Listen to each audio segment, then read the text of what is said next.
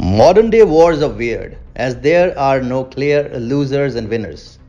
Both sides claim victory, and it is for the heavily biased analysts to decide which side won. Israel and Hamas have called a ceasefire, thereby bringing a halt to an 11-day long clash. Hamas was the first to declare victory. Iran celebrated Hamas's non-existent victory too.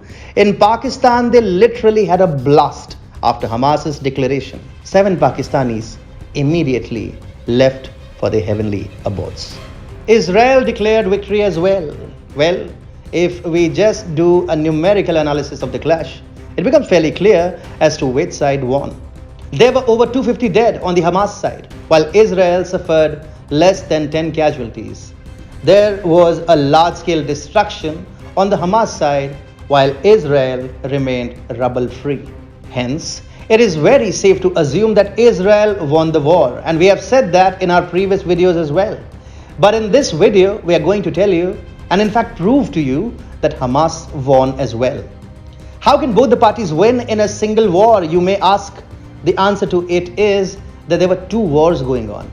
The first one was obviously between Israel and Hamas, and the other one was between Hamas and Fatah. So yes, Hamas did lose to Israel, but it has defeated Fatah. And it's a matter of great concern for the Palestinian authorities, because remember, Palestine has a Fatah president. If we know it, Israel certainly knows it, and it is making the best use of the fault lines between Hamas and Fatah. Hi and welcome. You're watching TFI Global, the foreign affairs and geopolitical analysis arm of the TFI Media Group.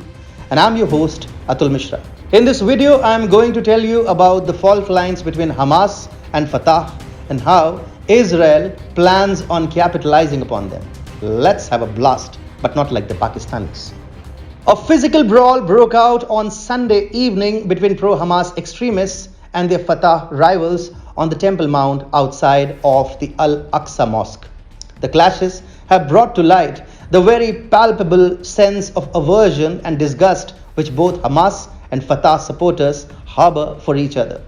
While Hamas is an Islamist terror organization claiming to fight for the Palestinian cause, Fatah is a toned-down extremist political party dominant in the West Bank and also in control of the Palestinian Authority. With the recent clashes, as reported by TFI earlier, Hamas has scored a big victory over Fatah in political terms, despite humiliatingly losing to Israel. Now, in a development which speaks to the strategic shrewdness of Prime Minister Benjamin Netanyahu's government in Tel Aviv, Israeli Defense Minister Benny Gantz has come on record to say that Israel should strive to strengthen the Palestinian Authority and direct Gaza reconstruction efforts through the PA rather than Hamas. As per a report by the Times of Israel, the way to strengthen the Palestinian Authority and sideline Hamas, according to Gantz, was to bring on board as many Arab states as possible, particularly those in Gulf, as well as Egypt and Jordan, in addition to the United States and European Union. What this effectively means is that Israel is extending a formal olive branch to Fatah to take the Hamas challenge head on. Benny Gantz said, "The most desirable change in my view is to strengthen the Palestinian Authority as much as possible and not to let Hamas be the one that sets the agenda, not in the area of the Gaza Strip, nor in Gaza itself." The primary reason for Hamas firing over 4,000 rockets into Israel was its desperation to seek validation from Palestinians not just in Gaza but also in the West Bank.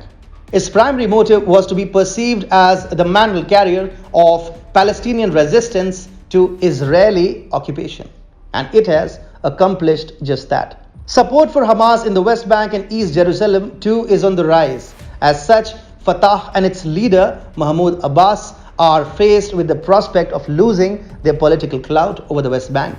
Now, however, Israel seems to be coming to Fatah's rescue.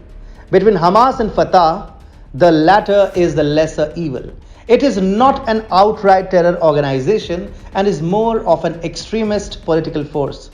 Israel has extended a helping hand to the Fatah-led Palestinian Authority simply because it wants to undercut the growing influence of Hamas in the West Bank. If Hamas were to emerge as a force to be reckoned even in the West Bank, Israel would face rocket attacks not just from the Gaza Strip but also from the region west of the Jordan River. Israel itself has crucial plans for the future of the West Bank. Prime Minister Benjamin Netanyahu is an open proponent of the West Bank annexation plan. Such an inevitable annexation of the West Bank would be preferably undertaken by Israel while it continues to be under the control of a Fatah-controlled Palestinian Authority. Hamas gaining power in the region works to Israel's disadvantage. So by legitimizing Fatah, Israel is helping it prevent Hamas from overpowering it in the West Bank.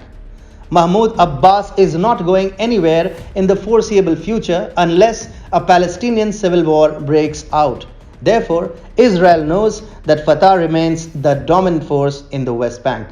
As such, by saving its fortunes right now, Israel is doing Fatah a favor. Needless to say, the Jewish nation will call in on this favor when it decides to go ahead with the plan of annexing the West Bank. Then the Fatah-led Palestinian Authority will be forced to pay its debt to Tel Aviv. Israel is thus smartly using the rather glaring fault lines in Palestinian politics to its advantage.